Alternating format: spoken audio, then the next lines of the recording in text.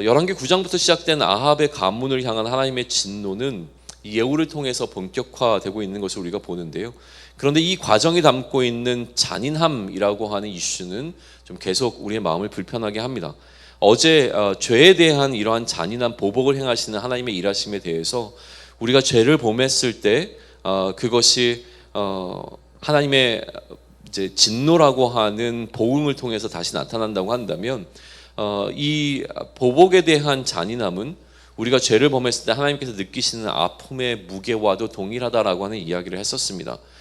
그래서 하나님께서 느끼는 아픔의 그 무게로 이 잔인함을 이해하고 이 잔인함을 통해서 하나님께서 우리가 죄를 범했을 때 어떠한 심정을 느끼시는가라고 하는 것을 우리가 한번 생각해 보자라는 이야기를 했었는데요.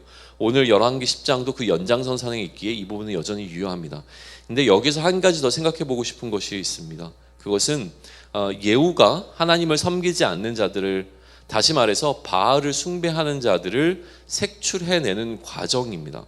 이 과정은 참으로 치밀했고요, 빠져나갈 수 없는 촘촘함이 느껴집니다.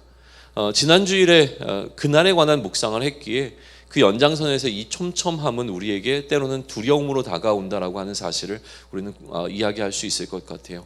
그날에 하나님께서는 하나님을 섬기지 않는 자들을 속출해 내시겠죠. 그때 우리는 숨을 수 있는 공간이 없다라고 하는 사실을 깨닫게 될 겁니다. 9장부터 예후는 아합의 가문과 바알의 숭배자들을 처리하는 과정에서 계속 어느 편에 설 것인지를 수차례 질문을 던지고 있었습니다. 우리는 이 부분에 좀 주목해 볼 필요가 있습니다. 이것은 강요가 아닌 기회였다라고 하는 사실입니다.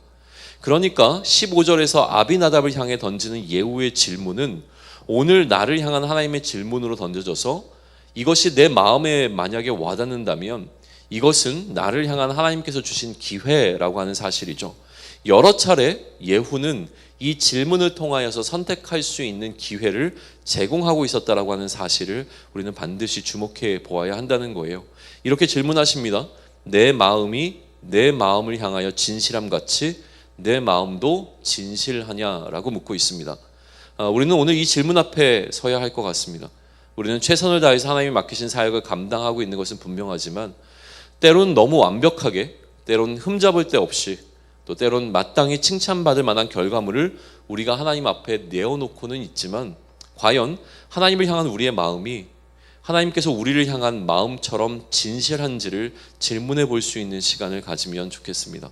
이 질문 앞에 설 수 있다는 것은 강요가 아닌 기회라고 하는 사실을 깨닫고 하나님께서 우리에게 허락하신 누구의 편에 설 것인가라고 하는 이 질문을 던질 때에 이것을 우리의 기회로 삼아 우리는 우리가 전심으로 하나님을 섬기겠다라고 하는 고백을 하며 오늘도 그러한 삶을 살아날 수 있는 그 여정 가운데 우리의 자신을 머무르게 할 수 있는 은혜를 누릴 수 있기를 원합니다.